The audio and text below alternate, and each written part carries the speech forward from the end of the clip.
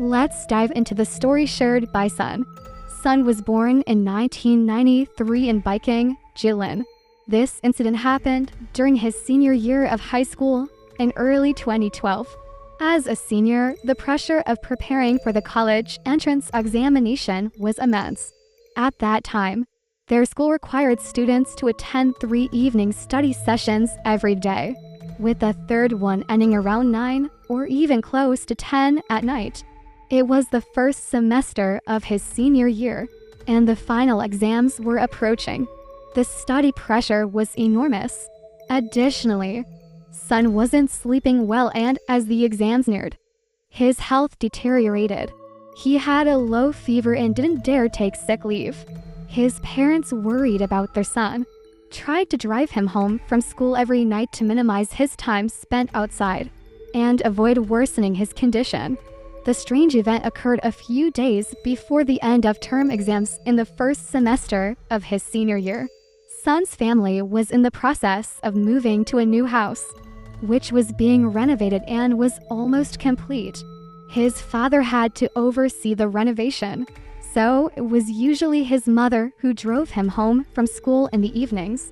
However, on that particular Thursday, his mother had to work late, and his father had some urgent matters to attend to. So, Sun had to take a taxi home by himself. His home was located on a main road with a single-unit residential building at the end of the road. Since it was almost 10 at night and the streets were deserted, after school, Sun took a taxi to the entrance of the residential complex near his home. The taxi left and he walked towards his building. The street was very quiet, with no one around. The cold winter wind blew and he quickened his pace. He was almost at the entrance of his building, which had an iron gate. The gate was open, and once inside, he approached the building's entrance door, which had an access control system. He pressed the intercom for apartment 402, where his family lived. The intercom was an early model without a visual function, so he couldn't see who was at the door after pressing it. He waited for a while, but there was no response. He thought, "My parents aren't home yet. My dad hasn't returned and my mom is working late. My dad said he had something urgent, but he should be home before me." He pressed the intercom again, thinking he would use his access card if no one answered. But he didn't have it in his pocket and would have to take off his school bag, which seemed troublesome. After pressing the intercom a second time and hearing no response for about 10 seconds, he decided to take off his bag and get the card. But then suddenly, a voice came from the intercom speaker. "Who is it?" It was a little girl's voice, very young and quite high-pitched. "Who is it?" she asked again. "Oops, I pressed the wrong button," Sun replied, realizing he had pressed the wrong apartment number. "Sorry, I pressed the wrong one." As he was about to press the intercom for his own apartment again, he heard a click and the door lock opened. The door swung open. But what happened next is still vivid in Sun's memory to this day. As the door opened with a click, he heard the little girl's laughter. Ha ha ha ha. At first, it sounded cheerful and innocent. Sun thought he had disturbed someone by pressing the wrong button. "Thank you," he said. But the girl's laughter continued, becoming a bit eerie with its constant pitch. Sun stood at the door, which was now open. "Sorry, I pressed the wrong button. I didn't mean to disturb you. I'm the resident of apartment 402. He kept explaining, but the little girl in the intercom seemed to ignore him, continuing to laugh on her own. Confused by the laughter, he asked the little girl, "What are you laughing at?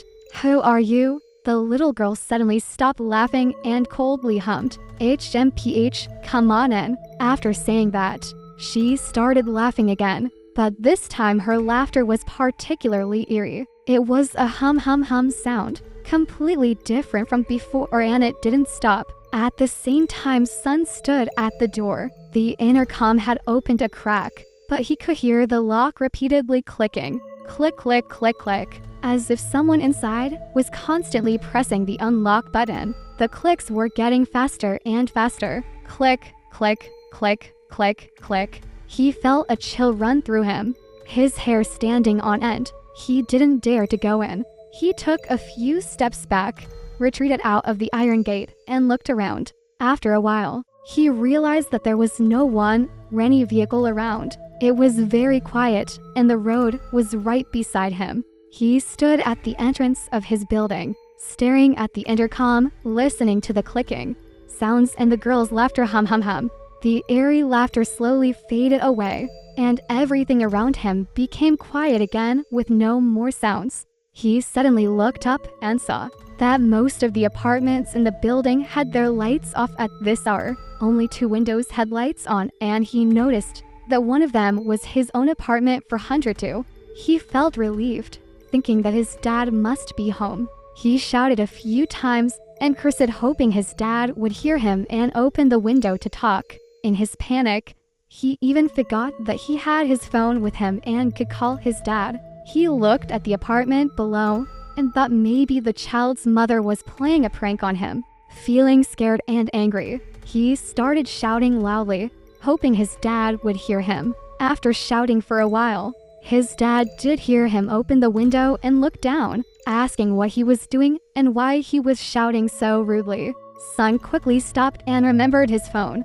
He took it out, gestured to his dad, and called him. His dad asked him what was going on, and Son quietly explained the situation over the phone. His dad told him to stop shouting, stay where he was, and that he would come down to get him. After hanging up, Son waited downstairs. When his dad came out and saw his son standing outside the iron gate, looking pale, he quickly went over, felt his son's forehead, and told him to follow him home. As they entered the building, Son was still very nervous. The building had motion-activated lights, but they didn't all turn on as his dad walked. Son was so tense that he didn't dare to look around and kept talking about trivial things to avoid the silence. When they reached the 4th floor, his dad took out the keys and opened the door to apartment for 102. Once inside and the door was closed, his dad asked him what had happened. Son recounted the whole story again. His dad said it was probably just some kid being naughty and playing a prank. But as they talked, they realized something was off. The building only had 5 floors with 2 units per floor, and most of the residents were his dad's colleagues from work. So he knew everyone well. Only apartments 201 and 501 had young children. One a 6-year-old boy and the other a baby girl under a year old. What about the second unit on the 1st and 3rd floors? Son asked.